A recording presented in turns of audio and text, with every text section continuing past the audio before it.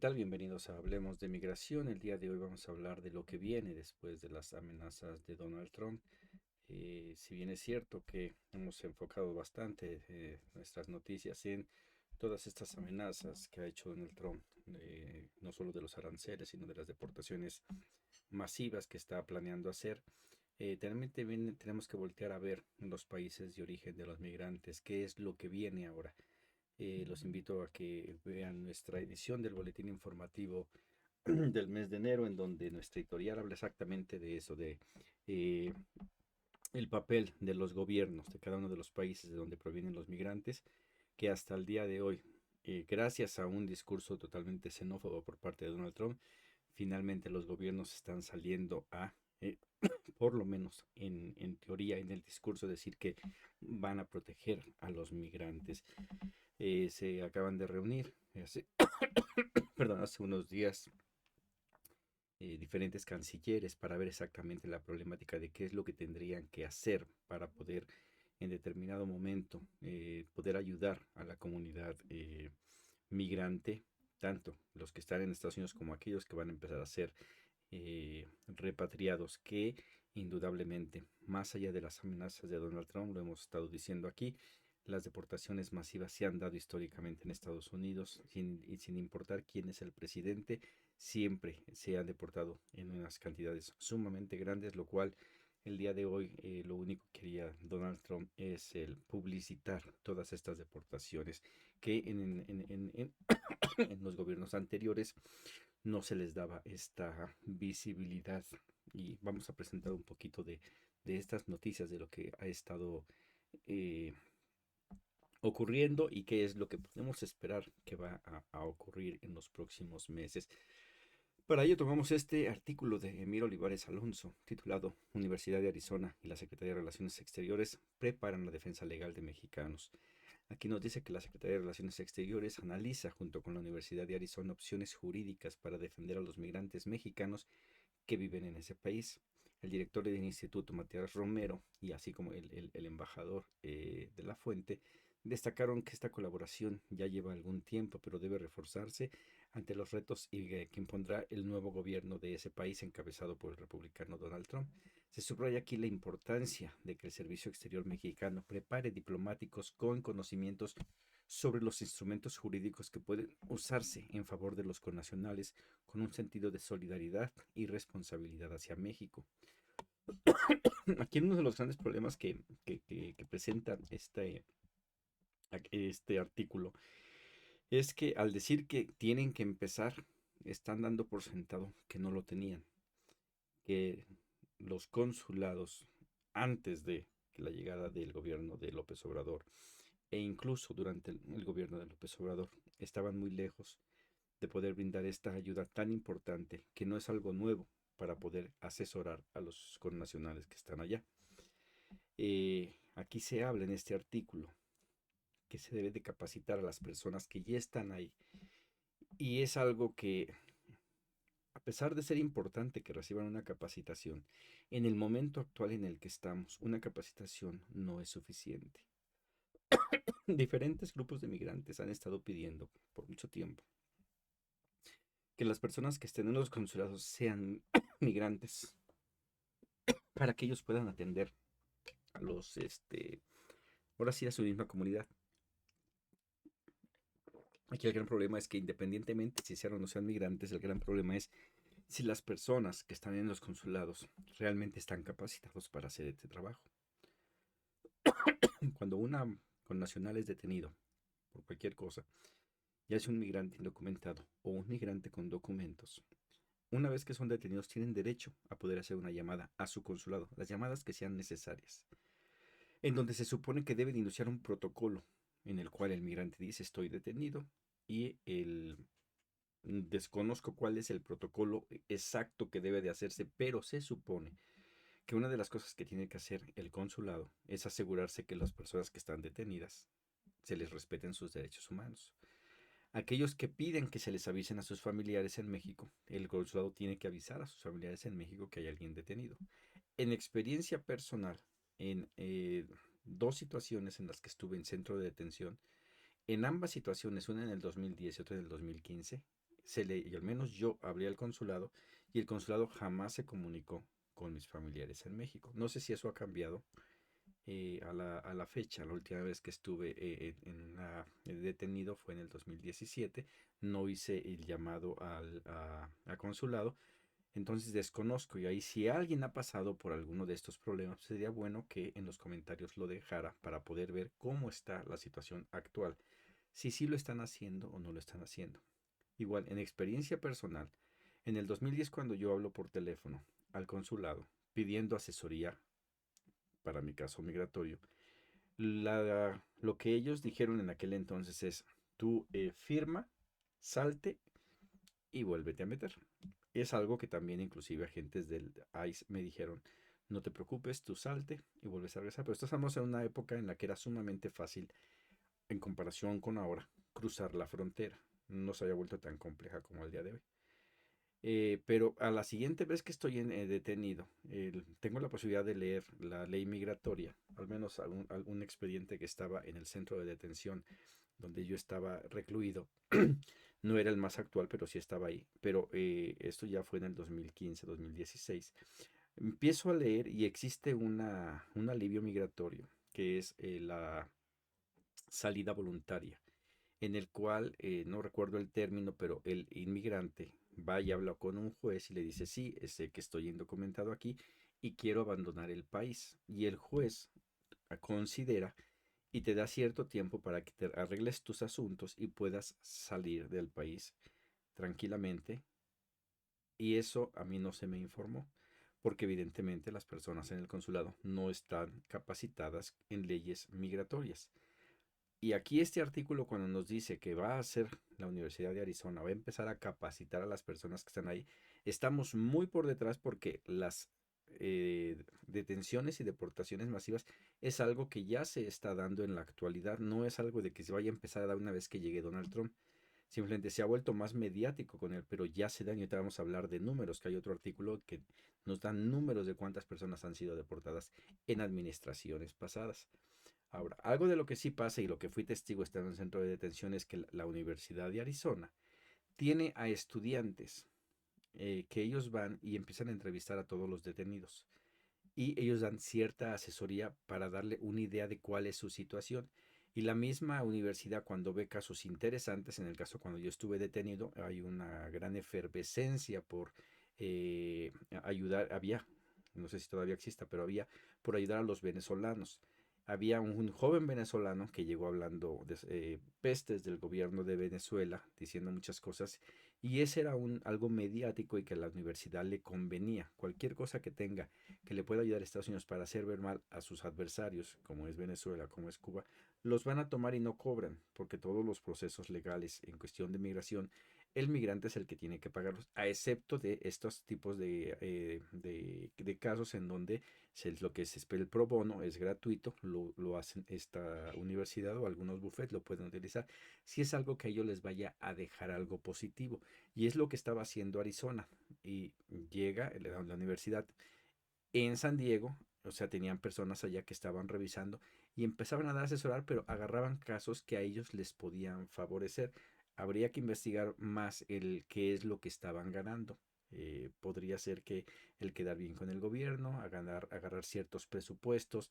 No me voy a meter ahí, lo investigaré para preguntar con colegas allá norteamericanos que me puedan informar qué es exactamente lo que pasa con estos programas de esta universidad, que son importantes. Pero en este artículo nos dice que finalmente el gobierno mexicano está diciendo que no tenían la menor idea de cómo ayudar a los connacionales, que es algo que apenas va a iniciar y en lo cual al día de hoy ya vamos sumamente tarde. Aquí en este artículo nos dice cuáles son los estados donde va a haber más problemas, que es Texas y California, por la gran cantidad de documentados. Aquí nos dicen que la Cancillería indica que hay 37.7 millones de migrantes mexicanos en Estados Unidos, del cual 36% están en California y 22% en Texas. De ese total, 26.7 millones son de segunda y tercera generación y 10.6 millones nacidos en México. De estos, 5.3 son indocumentados. Y aquí recordemos que el migrante indocumentado, a pesar de que esté este número, difícilmente se puede saber cuántos son realmente los indocumentados por la situación de estar en las sombras, de que muchos no tienen todavía papeles y llevan muchos años y no tienen documentación que les acredite su estadía ahí o su nacionalidad. Y evidentemente eso es lo que ellos estiman, pero hay más. De cuestión de cuántos migrantes mexicanos hay allá. Aquí, por ejemplo, se habla que son 37 y de esos son 26 de segunda generación. Por ejemplo, personajes como Jalife, uno de los pues, impulsores ahí de Morena también, él ha hablado que se puede decir que hay hasta 50 millones de mexicanos entre primera, segunda y tercera generación. O sea, los números varían bastante. El número de migrantes indocumentados en algún tiempo se hablaba que eran 11, que es lo que están diciendo ahora, pero de repente decía, pero es posible que sean 20. O sea, no se sabe exactamente cuántos, pero el día de hoy se ha empezado a manejar estos números tan cada vez reducidos porque igual en el discurso no conviene decir que son demasiados, pero igual entre menos igual esto puede servir para presionar para reforma migratoria, decir ya ves cómo no son tantos, vamos a ver cuántos pueden ser legalizados para que reciban una residencia, cuántos pueden trabajar con visas temporales con posibilidad de agarrar una residencia. O hay gente mexicanos que nomás quieren trabajar un rato y regresarse a su país y volver a lo que antes era antes. Esta migración circular, ¿no? En la que iban, trabajaban y se regresaban. Muchos escogerían esta posibilidad. Entonces, bueno, este artículo, esa es la importancia que perdón, que le veo en el que están finalmente admitiendo que el gobierno mexicano no está listo, no ha estado listo, y ahí ojalá y falta que reconozcan esa deuda con todos los migrantes que hemos sido detenidos y que no se nos ha dado la ayuda, la atención correspondiente al título que el mismo gobierno que está administrando ahorita el gobierno federal, el título de héroes de la patria, ¿no? Bueno, esa es la importancia de ello. Ahora, en este otro, este es un artículo de Néstor Jiménez, dice, Trump tendrá capacidad de deportar a 3 millones en 4 años, alerta un experto. Y después de leerlo, es algo en lo que yo creo y pienso lo mismo, que sí es posible que deporte esa cantidad. Y aquí nos dice el por qué. Aquí nos dice que el próximo presidente de Estados Unidos, Donald Trump, recibirá una estructura en materia migratoria que tiene la capacidad de deportar a lo largo de 4 años de su mandato a 3 millones de personas que se encuentren sin documentos en ese país. Esto lo dice Tomás Milton Muñoz, que es doctor en Ciencias Políticas y Sociales por la Universidad Nacional Autónoma de México, a la cual agradezco porque ya hay un doctor que está respaldando algo que yo ya había informado, que sí había esa posibilidad, tomando en cuenta las entregas que hemos hecho, que invito a que vean en los videos de, por ejemplo, los centros de detención migratorias en Estados Unidos, que están manejados por el sector privado, que es una empresa privada que está beneficiándose de esto, del gran negocio que son los centros de detención y las prisiones en Estados Unidos. También que revisen las leyes migratorias, cómo han ido cambiando siempre en busca de favorecer a Estados Unidos en perjuicio de los migrantes y sobre todo los indocumentados. Aquí nos señala que mientras que el Estado mexicano sigue sin estar preparado para atender la repatriación de indocumentados en territorio estadounidense, son las organizaciones de la sociedad civil y las universidades las que han comenzado a elaborar sus propios planes de acción, por lo que propone que el gobierno federal se vincule con estos sectores. Como lo vemos en el artículo anterior, hablaba y empieza esta vinculación con la universidad, pero habrá que ver si nada más es para capacitar a las personas en el consulado o si es para atender otro tipo de problemáticas que al fin de cuentas en el ámbito migratorio son mucho más grandes estas problemáticas que las que pudiese manejarse nada más en el puro consulado. Aquí nos dice también que para esta especialista este tema es imposible la deportación de 11 millones de mexicanos indocumentados que se calcula que están en territorio estadounidense. Ujú. Fíjense, 11 millones de mexicanos indocumentados. Es donde empieza esta contradicción. ¿Hay 11 millones o hay 6 millones? Unas son cifras que dan estudiosos y otras son que dan los gobiernos, igual disminuyendo este número, y uno como por parte de la comunidad migrante es malo el que reduzca ese número porque al final de cuentas puede pasar lo que pasó en el 86 cuando viene la amnistía, que arreglaron casi 3 millones de migrantes indocumentados, la mayoría de ellos mexicanos, pero que muchos quedaron fuera porque no se les informó. Entonces, cuando bajas el número es para poner metas más creíbles, más fáciles de lograr. Y no, la realidad es que hay cerca de 11 millones de mexicanos indocumentados en Estados Unidos. Eso se puede saber solamente aquel que ha sido indocumentado y que sabe cómo una persona se puede estar escondiendo cuando conoces a los compañeros de trabajo que cada rato cambian de nombre, que sabes que se están cambiando de casa cada rato, que están haciendo trabajo informal, que trabajan en los car wash, que trabajan en cualquier cosa que no están, ahora sí que se les paga por debajo de la mesa. Esos números difícilmente alguien los podría tener porque es algo que no se maneja en las estadísticas normales. Ahora, aquí en este artículo nos habla exactamente de cómo han sido los procesos de expulsión de migrantes. Nos dice que, por ejemplo, en el periodo de Barack Obama, expulsó a 2.9 millones de personas, principalmente mexicanos, nada más en el de Barack Obama. Dice, por lo cual es prácticamente deportar 3 millones no es difícil porque ya se ha hecho. Anualmente se detalla que actualmente se están repatriando a 200,000 mexicanos en promedio desde Estados Unidos, pese a que ese índice no hay una política de Estados Unidos que incluya el traslado a sus comunidades de origen, o sea que nos los aventarían a México, que es donde podría empezar a entrar este estir y afloje del gobierno mexicano de decirle yo no te los acepto a los que no sean mexicanos y menos a los que no hayan recibido el debido proceso para poder arreglar su situación migratoria en Estados Unidos, o sea, que llevaran un proceso de deportación que puede durar hasta 4 años, si no es que más. Aquí nos dice que con solo medio millón de connacionales que fueran deportados por año, el Estado ya estaría rebasado, está hablando del Estado mexicano. Dice que no hay coordinación entre autoridades federales, estatales y municipales, aunque sí existen programas aislados, algunos apoyos económicos, pero no están articulados. Y para ello los invito a que vean el video que tengo de las políticas migratorias en México para que vean que no nada más es el Instituto Nacional de Migración, sino que son varias dependencias del gobierno las que están correlacionadas para poder atender a los migrantes. El tema migratorio no nada más son de migración, sino entran diferentes otras organizaciones. Y aquí otra de las cosas, sí existen algunos programas, pero el gran problema es la difusión, el alcance es mínimo. Yo 2 veces regresé a México y en ninguna de las 2 ocasiones me enteré de ningún tipo de ayuda que pudiese ser. En el 2010 lo máximo que te daban en aquel entonces era toma un boleto de camión que te va a llevar hasta donde vives. Si vives hasta Chiapas, te va a llevar en camión hasta Chiapas y ahí se terminaba la ayuda. Te recibe el secretario de Relaciones Exteriores una vez que Migración te entrega, te da, te puede llevar a un albergue y te dicen tantos días te presentas y te doy tu boleto para que te vayas. O si ya te quieres ir luego, luego. Y era todo lo que hacían. No hay una manera de intentar reinsertar al migrante en la economía del país. Y a la fecha no lo existe. En Ciudad de México igual hay organizaciones que ayudan, sí, pero la información no llega al total de personas que pudiesen o pudiésemos haber necesitado eso en el pasado y evidentemente en el presente tampoco existe.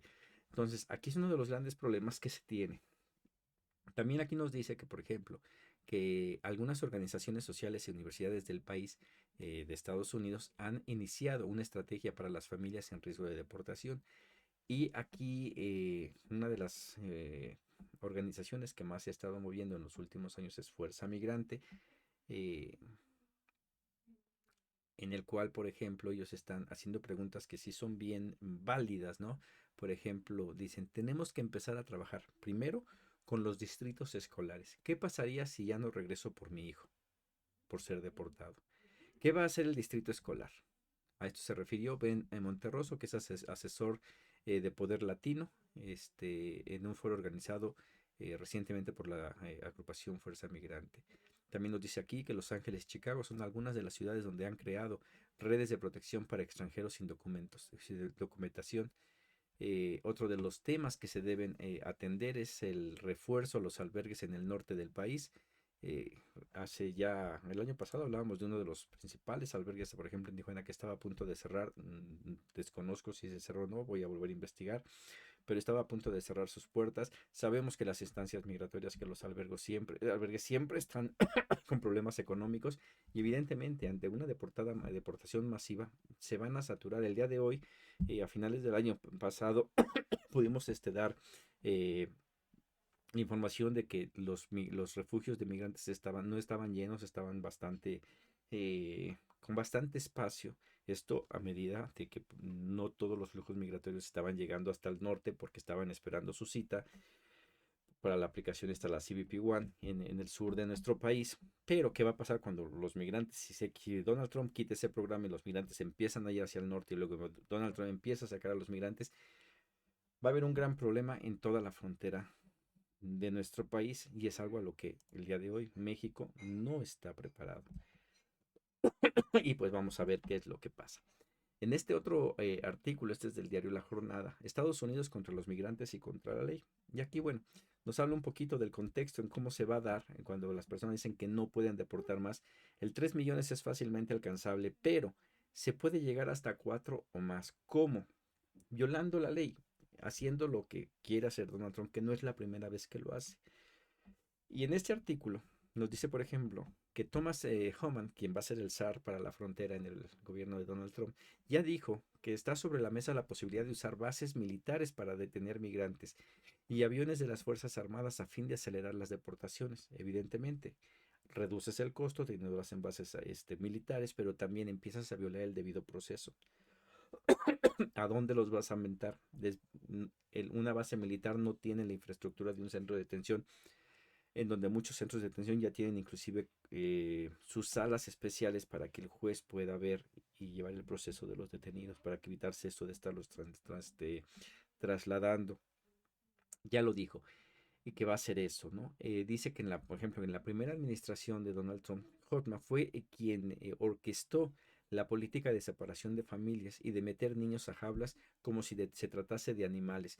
Y recordemos que los medios de comunicación no sacaron esto ya fue algo que hizo mucho ruido después y que fueron 2, 3 imágenes que se vieron por ahí y que no todos creían que realmente los niños estuviesen siendo separados y metidos en jaulas, hasta que después se vio que sí era cierto.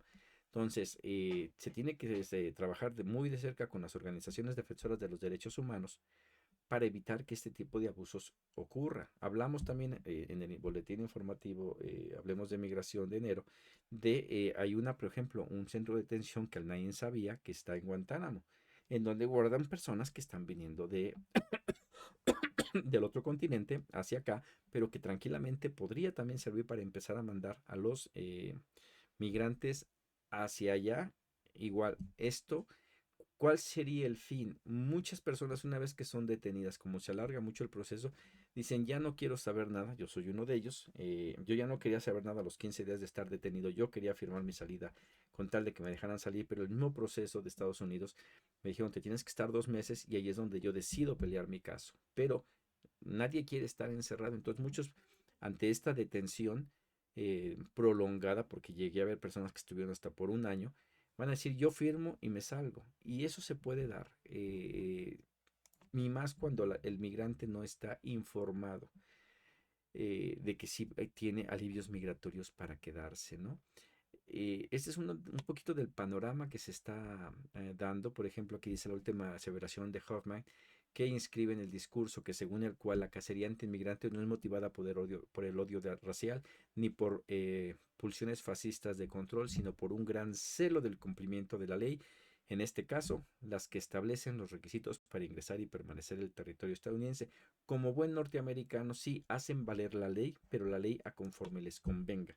Tanto así que el día de hoy Donald Trump, que ya ha sido juzgado y se ha comprobado que es un criminal, que es un delincuente, va a poder tranquilamente llegar a ser presidente sin ninguna consecuencia. Y esa como manipula y como maneja las leyes de Estados Unidos a su conveniencia, y esto siempre ha sido.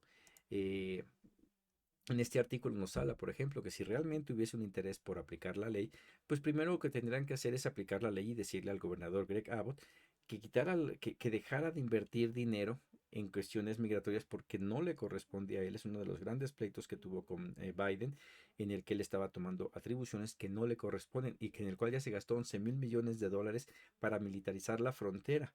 Y evidentemente ese dinero, Estados Unidos es corrupto. Habrá que ver cuánto de ese dinero no ha ido a parar a los bolsillos de Greg Abbott o de las personas que lo apoyan a él, porque no es nada más entrar en esto por entrar. Ese dinero se puede ocupar para otras cosas, se prefieren ocuparlo para eso después, para enriquecerse ellos, después le echan la culpa al migrante y el votante, el electorado, pues no está bien informado y les creen todos a sus representantes. Está interesante este artículo, trae bastante información acerca de qué es lo que puede hacer, cuáles son los alcances que puede tener el gobierno de Donald Trump y habrá que estar muy apegados a estar vigilando que estas cosas no sucedan y para eso se ocupa la colaboración de personas de a pie, migrantes indocumentados que no se dejen, que empiecen a investigar cuáles son sus derechos, los amigos de los inmigrantes indocumentados, ya sean latinos o inclusive ciudadanos norteamericanos, que nos empiecen a ayudar a poder denunciar cualquier tipo de abuso, cualquier información que los medios de comunicación no van a pasar, que sí se le empiece a correr la voz a través de redes sociales, a través de canales como este, para que podamos estar informando tanto lo que está pasando allá como lo que está pasando acá. Eh, bueno, en el siguiente artículo, y aquí es de esta doble moral que tiene el gobierno norteamericano, repito, el gobierno norteamericano, bien lo decía López Obrador, el pueblo norteamericano es una cosa, pero el gobierno norteamericano es totalmente diferente. El gobierno norteamericano es corrupto, es mentiroso, y el día de hoy va a estar encabezado por un criminal. Y aquí esto lo traigo por este artículo también de la jornada que dice Estados Unidos, perdón, esto otro. Este es el de Musk promete guerra para defender programa visas H1B en medio de disputa con partidarios de Trump. Donald Musk, que apoyó tanto y que es una pieza clave en el gobierno de Donald Trump, el día de hoy empieza a tomar las repercusiones de este discurso xenófobo que ha hecho Donald Trump, en el cual, pues evidentemente, el ciudadano norteamericano no quiere a ningún migrante, que ese es el gran problema, ¿no? Que no quieren a ningún migrante, tengan papeles o no tengan papeles, lleguen con papeles, lleguen de manera regular o irregular, no quieren a los migrantes. Y esto es algo que ya empieza a pegarle a Elon Musk. Aquí nos dice que, por ejemplo, Musk dijo que va a defender este programa de visado H1B, en el cual este visado permite trabajar a migrantes altamente calificados en Estados Unidos. Con esto salió al frente de los partidarios del sistema del presidente electo Donald Trump, que mantienen una línea dura en materia migratoria. Eh, aquí cabe señalar que no es la primera vez. En los discursos, cuando estuvo por ahí en los años 2000, cuando estuvo muy fuerte el discurso de la reforma migratoria, que al final de cuentas no se llevó por los atentados de septiembre 11 y que querían asegurar la frontera primero antes de hacerla, uno de los principales promotores de la reforma migratoria era el dueño de Microsoft, Bill Gates, porque dentro de esta reforma a él le iba a salir barato exactamente este tipo de trabajadores altamente calificados que vienen de otros países a trabajar por un periodo de tiempo, 3, 6 meses, y después tienen que regresarse y así continuamente. Lo cual, a pesar de que es más barato que la mano de obra del ciudadano norteamericano, además de que no está capacitado, podría reducirse ese costo porque se los trae y los pone a trabajar y no hay bronca, se ahorran dinero. Este tipo de visados, cuando los ciudadanos norteamericanos hablan de que los migrantes van y quitan trabajos, el ciudadano norteamericano, y es algo que sí tenía razón Barack Obama, que decía, él no iba Barack Obama por empleos mal pagados, que él quería los mejores empleos para los norteamericanos, él hablaba de la renovación de energías, tarara. Pero cuando el discurso viene y les hablan y les dicen a los ciudadanos norteamericanos, los migrantes vienen y te quita el trabajo y ellos voltean a ver al mesero, a la housekeeping, al lavaplatos, al jardinero, esos no son los trabajos que están quitando, porque nadie, los norteamericanos no los quieren. el tipo de trabajos es este, de estas personas como Elon Musk, los más ricos, que son los que se siguen beneficiando, que no tienen llenez, que a pesar de que ganan mucho dinero, todavía quieren ganar más a expensas de la explotación de los migrantes. Este tipo de visas como la H1B precisamente es lo que hace. Y esos son los puestos que los ciudadanos norteamericanos estarían peleando y en el cual la comunidad migrante indocumentada no tiene nada que ver ahí. Ahí no entra a ellos. Igual también muestra cómo no se les ha informado al pueblo en general, no nada más al norteamericano, que así como hay medios para que estas personas muy ricas tengan mano de obra muy barata, documentada, eh, no se abren posibilidades para que la mano de obra que necesita Estados Unidos pueda llegar de manera legal al país.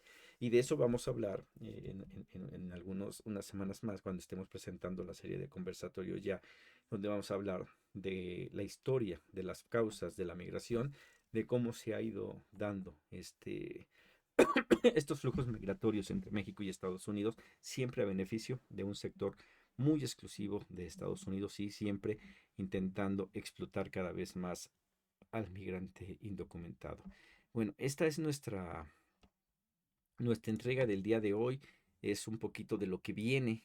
Como vemos, no es muy alentador en algunos aspectos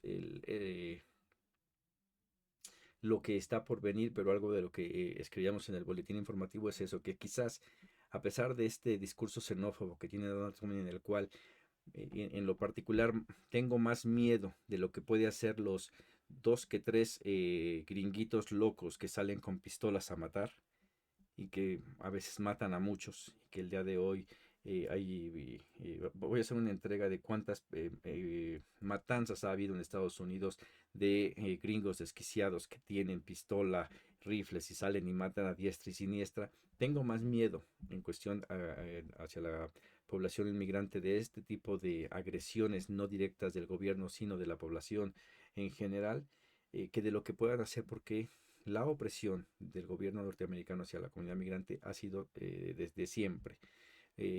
Más de 3 millones de migrantes han sido deportados en promedio en todas las administraciones en Estados Unidos. Con Donald Trump va a aumentar, claro que va a aumentar, pero como todo va a aumentar un rato y después va a disminuir porque este es un gran negocio y de eso ya al menos ya he hablado bastante sobre eso. Pero lo que sí veo del lado positivo es que este discurso va a obligar, uno, a que los gobiernos asuman su responsabilidad con nacionales, que México deje de estar hablando de héroes de la patria y que finalmente se cree un programa, no para dar pensiones a los adultos mayores en Estados Unidos, que ese dinero no les va a alcanzar para nada y menos allá, sino crear los mecanismos para que los mexicanos que estén allá puedan regresar al país. Es algo que ya Lázaro Cárdenas en su momento lo hizo. El buscar la manera para que puedan regresar es algo que se puede volver a hacer. Igual voy a hacer una entrega exactamente de lo que hizo Lázaro Cárdenas en cuestión de los migrantes en aquellos años para ver si este gobierno de la Cuarta Transformación sigue esos pasos y empieza, primero que nada, escuchar a todos los migrantes. He estado en varias reuniones y hay muchas personas muy doctas, muy estudiadas, pero que en cuestión del aspecto de migrantes no tienen la experiencia de haber vivido como migrantes, de ver cuáles son las necesidades de nuestra comunidad allá. Y el, el problema no es que no metan a personas que tenemos esa experiencia a trabajar, sino que no nos tomen en cuenta y que empiecen a tomar medidas y acciones que sabemos, los que hemos estado en ese ámbito, que no van a servir de nada. Evidentemente hay muchos migrantes que están a favor de eso, pero ahí sí, en el caso particular, yo creo que muchos de ellos están buscando una posición más allá que ayudar a la comunidad migrante que pues que ha sido bastante violentada históricamente. Bueno, esa es la entrega del día de hoy. Ojalá y pues haya sido fructífera para ustedes, que les haya gustado. Como siempre, pedirles que se suscriban al canal, que compartan la información y nos vemos en la siguiente entrega. Gracias.